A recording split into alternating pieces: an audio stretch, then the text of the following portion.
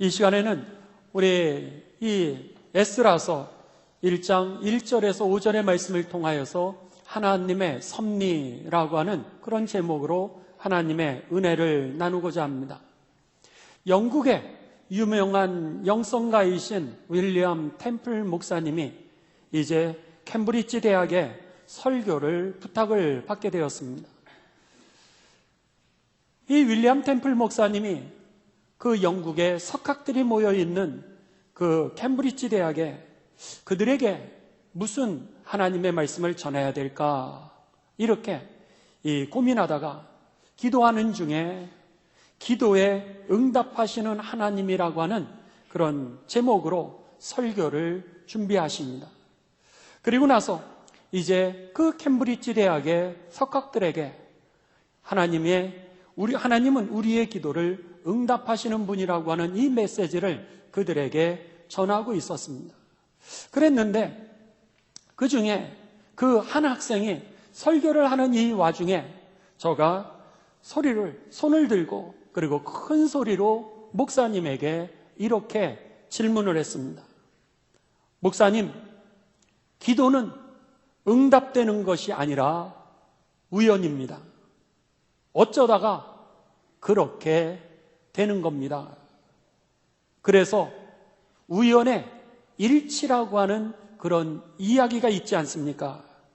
기도는 응답되는 게 아니라 우연으로 되는 것입니다. 이렇게 설교 중간에 손을 들고 그 한 학생이 그렇게 이야기를 하였습니다. 만일 여러분이 이 질문을 누군가에게 들으신다면 여러분들은 뭐라고 대답을 하시겠습니까? 이때 윌리엄 템플 목사님이 그에게 이렇게 대답을 했습니다. 학생의 말도 일리가 있습니다.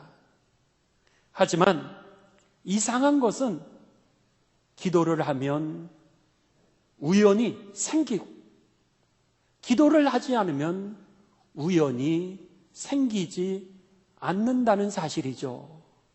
그래서 저는 기도합니다. 믿습니까? 얼마나 당황스러운 질문이었겠습니까?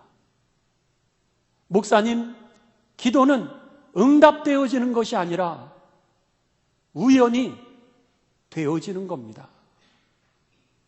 너무나도 당황스러운 질문이죠.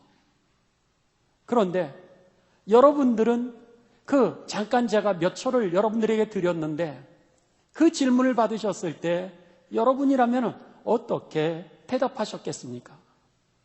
근데 이 템플 목사님은 이상하죠. 그런데 이상하죠. 기도하면 그 우연이 생기고 기도하지 않으면 그 우연이 생기지 않거든요. 그래서 나는 기도합니다.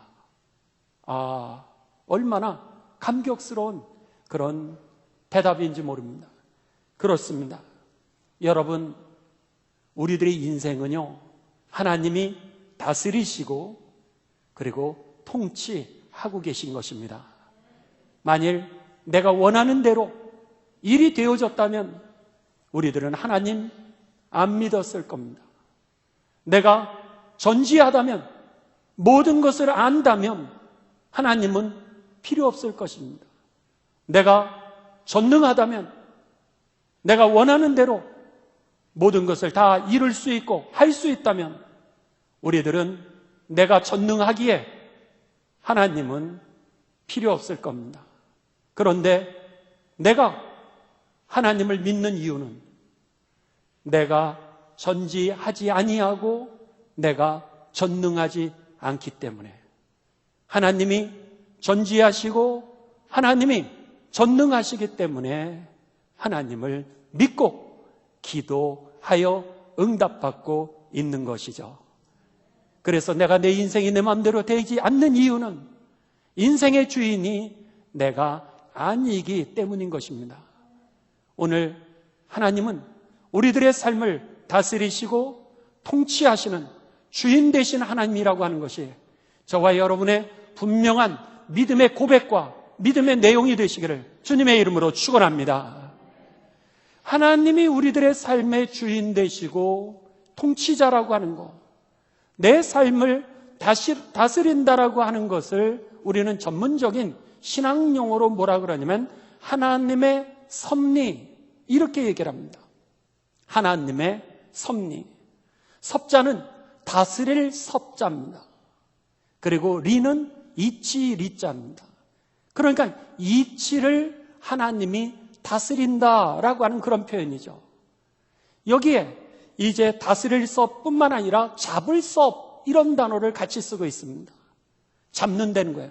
하나님이 이치를, 그러니까는 근본적인 삶의 모든 원리들을, 살고 죽는 것, 그리고 우리가 오늘 일어나는 모든 일들의 내용들에 대한 그 모든 원리들을 하나님이 잡고 계시다, 하나님께서 다스리고 계시다라고 하는 것이 바로 하나님의 섭리라고 하는 뜻입니다.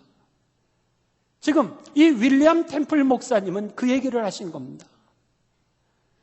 역사관은 여러 가지, 여러분, 역사관이 있을 수 있습니다. 오늘 우리들의 삶을, 이제 이 세상을 해석하는 그 방법 중에 하나가 민중 역사관입니다. 그래서는 민중을, 혹은 백성, 혹은 민중을 통하여서 이 역사를 이루어 가신다라고 이해하는 입장을 우리는 민중사관, 이렇게 얘기를 합니다. 그 다음에 이 나라 지도자라든지 아니면 왕을 통하여서 이 역사가 이루어지게 된다라고 해석하는 입장을 우리는 제왕사관, 이렇게 얘기합니다. 그런데 성경은 우리들에게 우리들의 삶과 이 역사를 바라보는 시각, 그리고 세상에서 일어나는 사건에 대한 시각을 어떻게 보게 하냐면 섭리사관으로 보게 합니다. 하나님이 이 땅과 우리들의 삶을 다스리고 인도하고 통치하신다라고 보는 그런 역사적인 이해인 것입니다. 그렇습니다.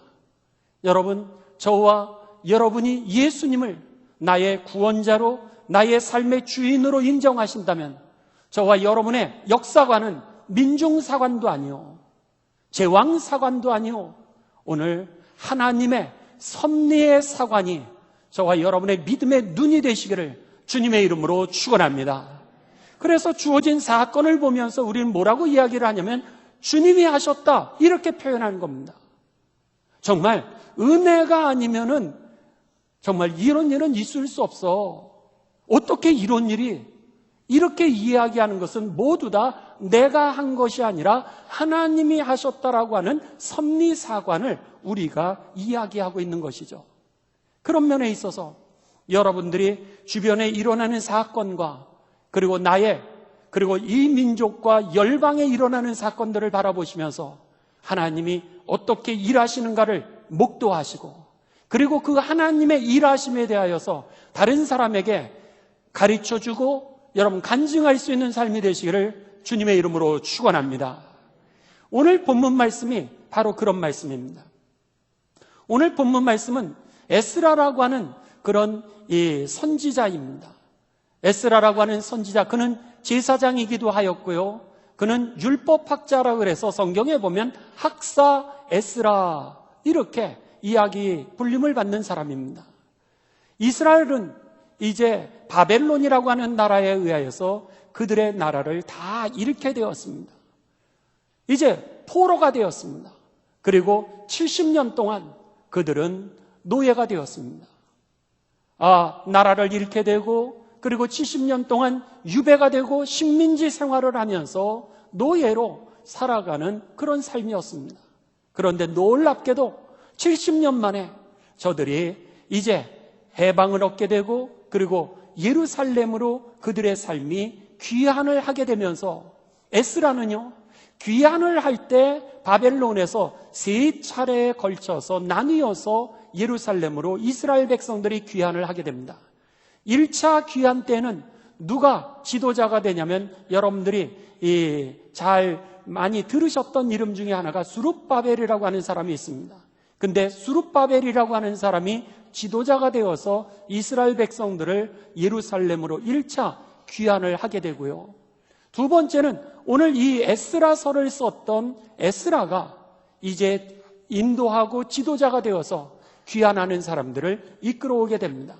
그 다음에 3차로 귀환하게 될 때는 느헤미야라고 하는 그런 선지자가 이제 느헤미야라고 하는 사람이 그 백성들을 갖다가 이끌고 귀환을 하게 되죠. 그런데 오늘 본문 말씀 이 에스라서는 두 번째 귀환을 하게 되면서 그동안 이 해방을 얻는다라고 하는 거, 나라를 되찾는다라고 하는 거, 우리들에게 행복을 되찾는다라고 하는 거, 내 삶이 회복된다라고 하는 것은 전적으로 정말 하나님의 은혜였다라고 하는 사실을 고백하는 것이 오늘 본문의 말씀입니다. 자, 한번 여러분들 오늘 본문을 같이 보시도록 하겠습니다. 에스라서 1장 1절입니다. 1절 보시면 바사왕 그랬습니다. 여기에 바사는 페르시아라고 하는 단어입니다. 페르시아의 왕 고레스, 그러니까 페르시아를 다스리는 첫 번째 왕이 누구냐면 고레스가 되는 겁니다. 고레스 원년에 첫 번째 다스리는 통치해의 1년 차에 여호와께서 예레미야의 입을 통하여 하신 말씀을 이루게 하시려고 페르시아 왕 고레스의 마음을 감동시키심에 그가 온 나라에 공포도 하고 조서도 내려 이르되 페르시아 왕 고레스가 이제 말하노니 하늘의 하나님 여호와께서 세상 모든 나라를 내게 주셨고 나에게 명령하사 유다 예루살렘에 성전을 건축하라 하셨나니 그가 왕이 되던 첫째 해에 이제 칙령을 내리는 겁니다. 포로가 되었던 이스라엘 백성들을 다 자기 나라로 돌아가라. 하나님이 나에게 명령하시기를 너희를 본국으로 다 해방시켜 주라고 하나님이 하셨다는 거예요. 그리고 나서 그곳에 가서 너희들이 성전을 짓고, 이게 2절까지입니다. 3절입니다. 이스라엘의 하나님은 참 신이시라. 너희 중에 그의 백성된 자는 다 유다 예루살렘으로 올라가서 이스라엘의 하나님 여호와의 성전을 건축하라. 그는 예루살렘에 계신 하나님이시라. 그 남아있는 백성이 어느 곳에 머물러 살든지 그곳 사람들이 마땅히 은과 금과 그 밖에 물건과 짐승으로 도와주고 그 외에 예루살렘에 세울 하나님의 성전을 위하여 예물을 기쁘게 드릴지니라 하였더라. 너희들 나라로 돌아가라. 이렇게 얘기를 하면서 뭐라 그러냐면 너희들이 가서 하나님 앞에 예배를 드리고 그리고 성전을 건축하는데 그 성전을 건축하면서 쓸 필요한 돈도 가지고 가라는 거예요. 그곳에서 제사하는데 사용될 금과 은 그릇까지도 다 가지고 가라는 거예요. 그리고 너희가 그곳에서 이제 살아갈 수 있도록 도움이 필요한 동물까지도 데리고 가고 그 사람들에게 그렇게 주라고 황제가 지금 명령을 하는 겁니다.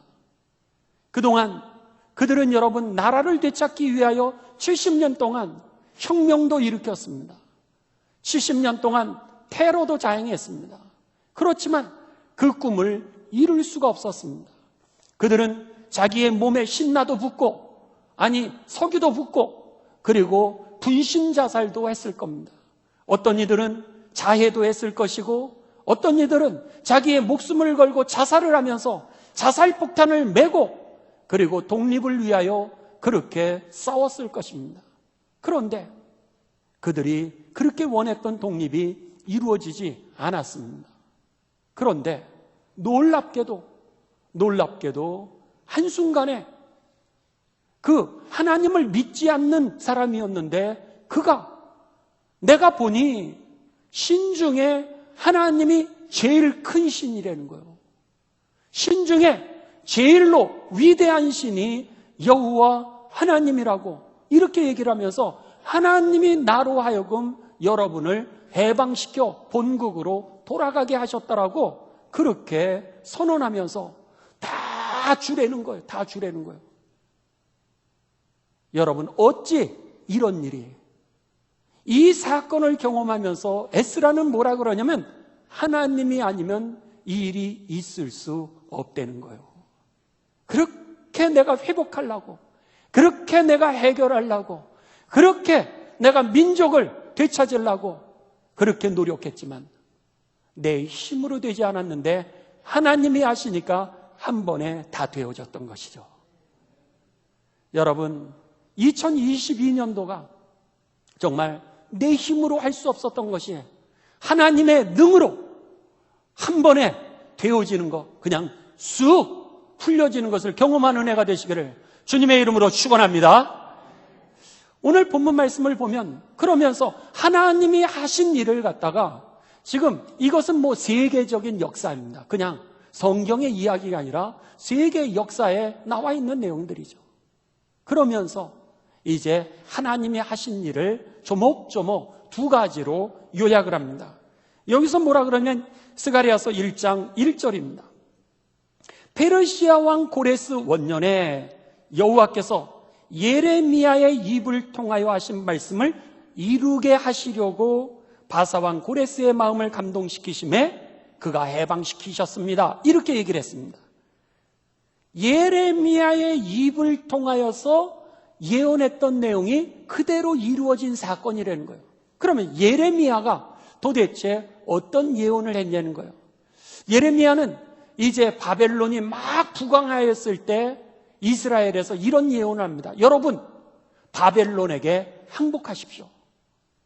바벨론이 우리나라를 침범하게 될 것이고, 그리고 바벨론에 우리가 식민지가 될 텐데 거기에서 우리가 70년 동안 거기에 잘 살 수 있도록, 여러분 살아 돌아올 수 있도록 그렇게 준비하십시오. 이렇게 얘기를 합니다. 그러니까 정치인들이요, 얼마나 이놈 매국노 아니냐, 우리는 이집트를 좋아하는 나라인데 바벨론에 의하여서 나라가 망한다니? 이렇게 예언을 하니까 이놈 매국노다. 그래서는 그를 갖다가 감옥에 쳐넣었습니다. 그랬는데 이 예레미야가 감옥에 있는 동안에 예견했던 그대로 이 바벨론은 침공을 해서 예루살렘을 도리에 돌아나 남지 아니하고 완전히 멸망시키게 됩니다. 그는 감옥 속에서 자기 나라가 망했다는 소식을 듣게 됩니다. 얼마나 괴로운지 그가 그 너무 슬픔을 이기지 못하면서 썼던 그 책이 뭐냐면 예레미야 애가입니다. 슬프도다, 슬프도다, 망하였도다, 망하였도다. 이런 책이 바로 예레미야 애가서죠. 그랬는데 바벨론이 이제 이스라엘을 침공하고 나서, 그리고 나서 이 예언을 했던 예레미야를 풀어주게 됩니다. 그렇게 되자 포로로 잡혀가고 있는 그들을 향하여서 예레미야가 다시 한번 예언을 하는데, 여러분 거기에서 살아나십시오 그러는 거예요. 거기에서 잠깐 있다 돌아오는 것이 아니라 70년이 걸릴 터이니 거기서 애 낳으십시오. 거기서 결혼하십시오. 거기서 집을 짓고 사십시오.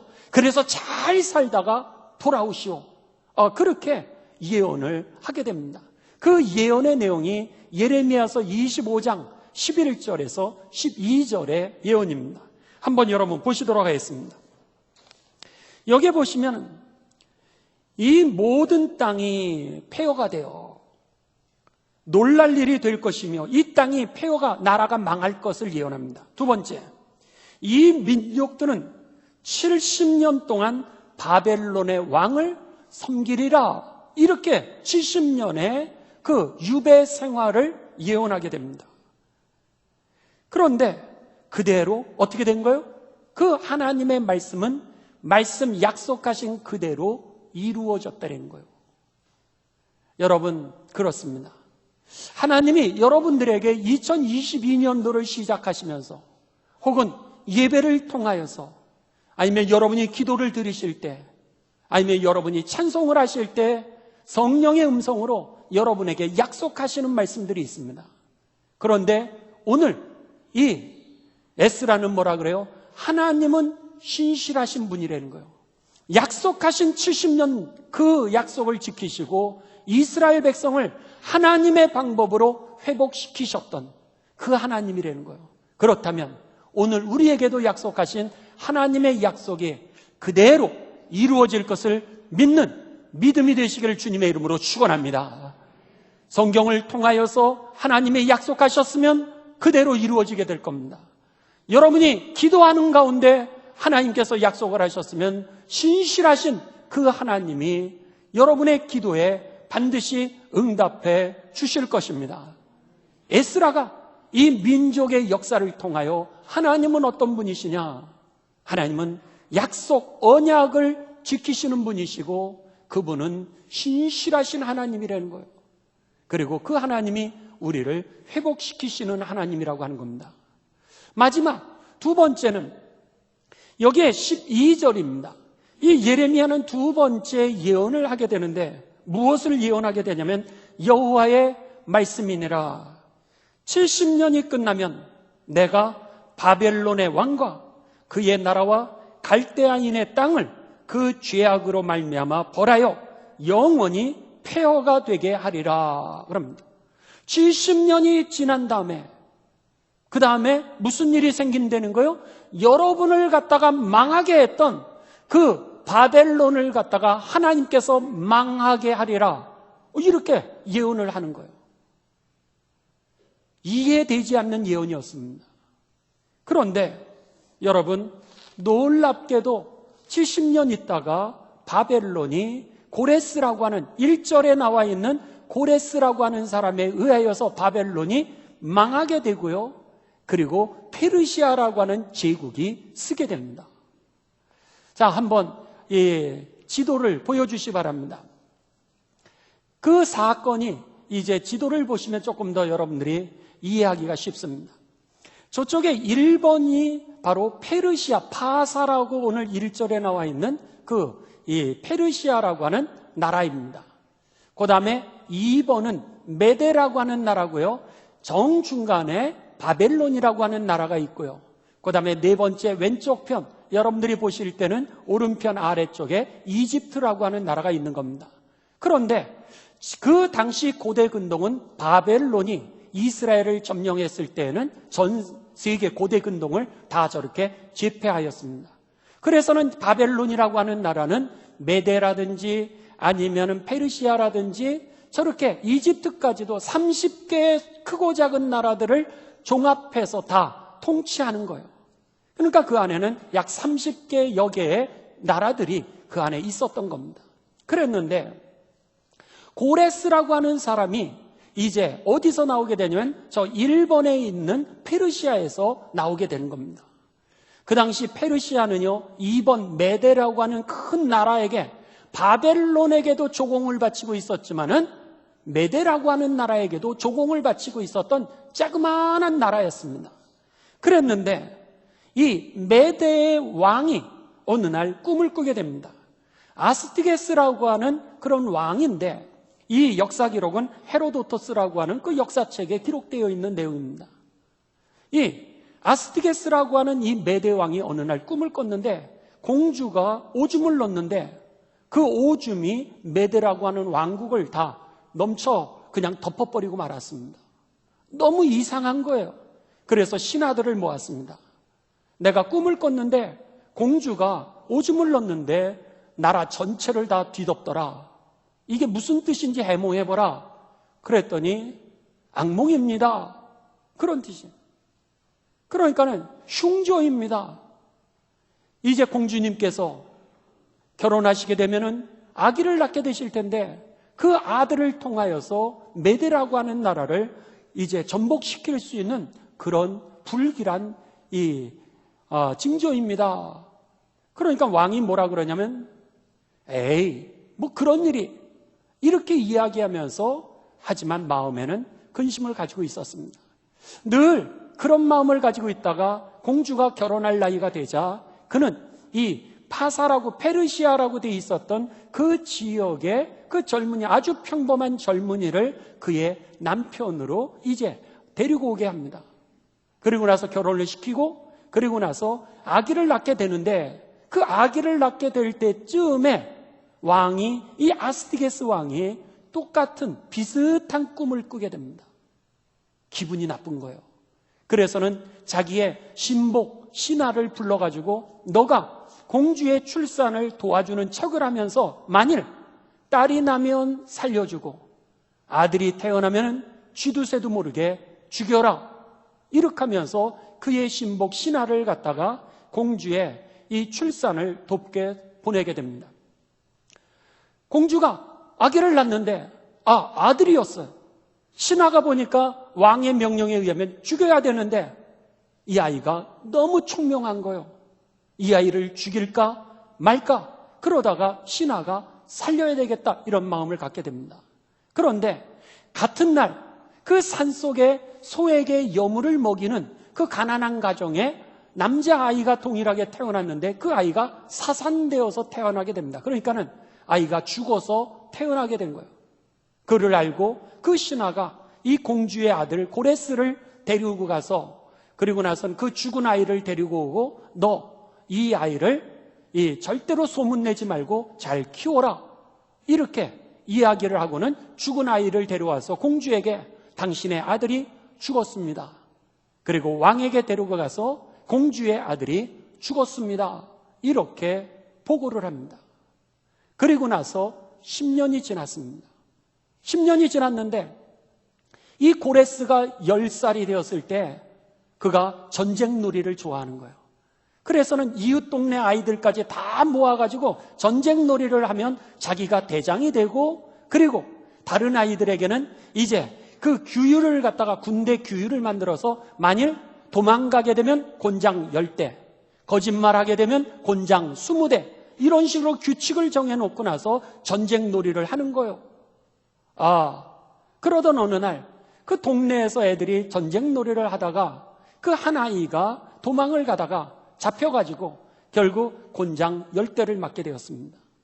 그런데 그 아이가 곤장을 맞고 집으로 들어갔는데 그 아이가 누구냐면은 그 왕의 신복의 아들이었어요. 그랬는데 그 왕의 신하 중에 한 명 아들이었는데 집에 돌아와 보니까 마침 아이들이 쩔뚝쩔뚝거리거든요. 야, 무슨 일이야? 아버지 오늘 곤장을 맞았어요. 무슨 일이야? 놀다가 그냥 제가 규칙을 어겨서 이 곤장을 맞았어요. 괜찮아요? 한번 봐. 그러니까는 몸에 상처가 있거든요. 아버지가 누가 감히 내 아들을 이래서는 분이 났습니다. 근데 그날 저녁에 이 왕이 만찬을 베풀면서 이제 그 신하가 왕궁으로 들어가서 왕하고 같이 술을 하게 됩니다. 그런데 술에 취해가지고 그날 아이가 매맞았던 그 상처에 대해서 분이 올라와서 아니 우리 아들놈이 나가서 전쟁놀이를 하다가 이렇게 맞아서 돌아왔는데 내일 내가 이 전쟁에서 때렸던 그 아이를 데려다가 혼쭐을 내리려고 합니다. 그랬는데 왕이 그 소리를 들으니까 조금 이상한 거예요. 그래? 그러면은 기회를 왕궁으로 데리고 와봐라. 그래서는 기회를 데리고 오게 됩니다. 보니까 자기 외손자잖아요. 똑같은 거예요. 우리는 똑같은 것을 뭐라고 해요? 붕어빵. 붕어빵인 거예요. 감이 이상합니다. 너희 아버지가 너 몇 살이지? 10살이요. 너희 아버지 누구지? 꼬치꼬치 묻기를 시작합니다. 그리고는 아버지를 불러오게 됩니다. 그 부모를 불러와가지고 너 거짓말하면 죽을 줄 알아라. 이실직고 하기를 얘가 너의 정말 아들이냐? 아니요. 10년 전에 우리 아이는 사산을 했는데 귀인이 우리 집을 찾아와서 사산된 그 아이는 데려가고 이 아이를 잘 길러라. 이렇게 하고 그 죽어간 아이입니다. 왕이 거기서 이 아이가 공주의 아이구나. 이걸 깨닫게 되죠. 그리고는 그 왕이 이 아이를 갖다가 공주에게 보내주면서 죽었다고 생각했던 그 아들이 이 아들이다. 그래서 공주에게 돌려줍니다. 그런데 왕의 마음에 이 신복이 괘씸한 거예요. 나를 기만해? 그래서는 그 신복을 갖다가 그 다음날 점심 식사에 초대를 합니다. 아주 맛있는 음식을 만들고 그리고 불고기를 만들어서 그에게 잘 먹이게 됩니다. 왕은 하나도 안 먹습니다. 왕이 주시는 하사품이니 잘 잘 먹었죠.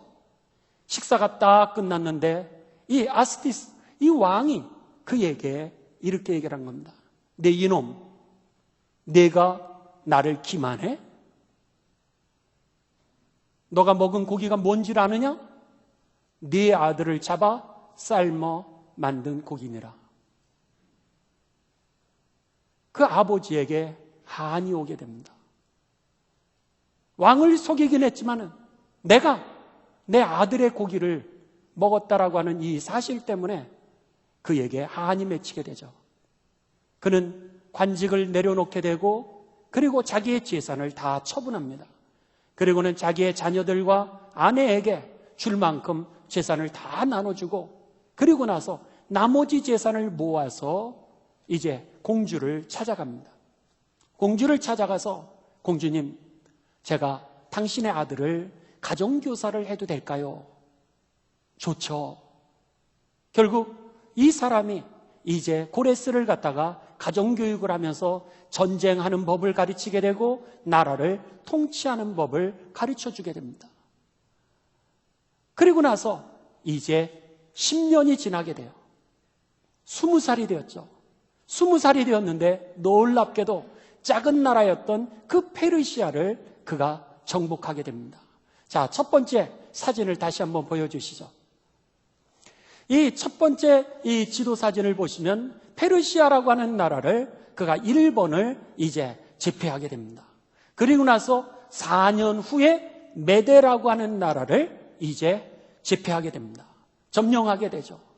그리고 나서 3번 바벨론이라고 하는 나라에 그 후 7년 있다가 바벨론 나라를 점령하게 되고 그리고 4번 이집트까지 전 세계를 갖다가 그가 이제 다 점령하면서 이 페르시아 황제가 되게 됩니다. 다음 화면입니다.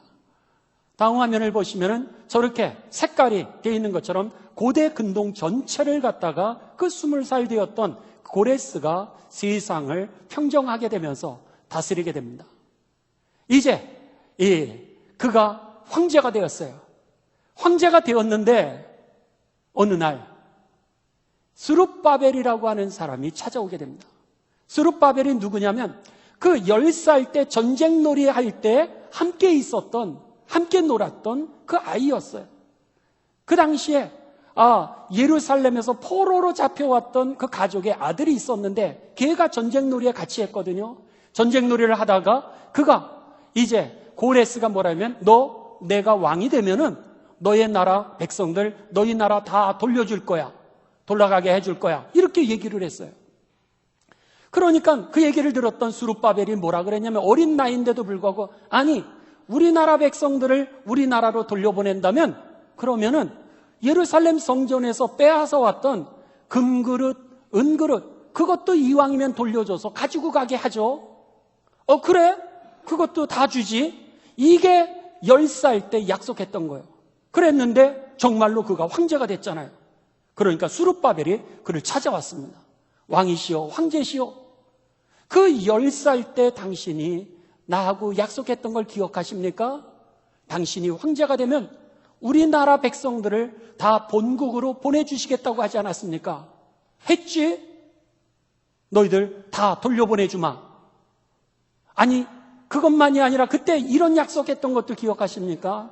이왕 우리 백성들을 나라로 돌려보내주신다면은 예루살렘 성전에서 가져왔던 금그릇, 은그릇까지 같이 주시겠다고 했던 약속도 기억하십니까? 기억하지? 그것도 다 돌려주마.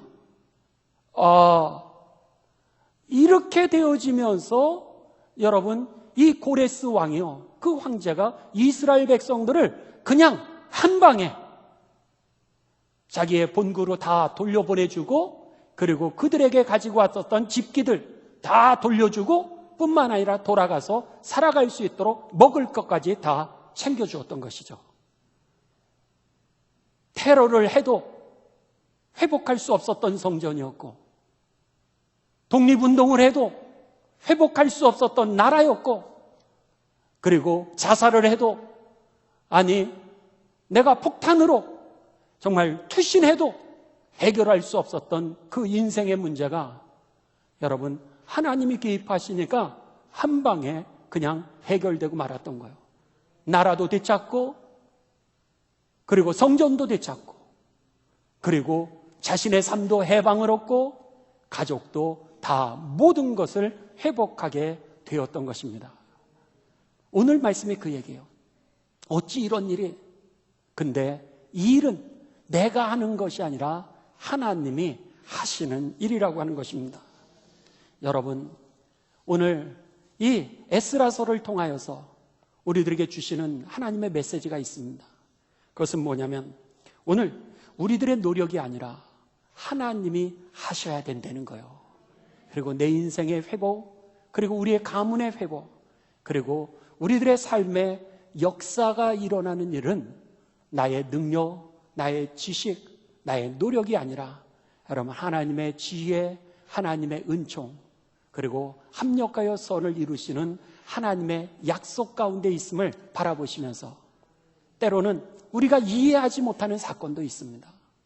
때로는 고난도 있고 때로는 아픔도 있죠. 근데 그럼에도 불구하고 하나님은요, 우리들에게 뭐라고 약속하셨어요? 최후의 승리를 약속하셨고요. 내가 너를 통하여 반드시 주의 영광을 보리라 약속하셨습니다. 그 약속이 성취되어질 것을 믿고 여러분 오늘 우리들이 예수님의 이름으로 일어나 찬송하고 약속을 믿고 믿음을 가지고 전진해 가는 가운데 하나님이 하셨다라고 하는 것, 그것을 목도하고 그리고 다른 사람에게 간증할 수 있는 그런 복된 해가 되시기를 주님의 이름으로 축원합니다. 아멘.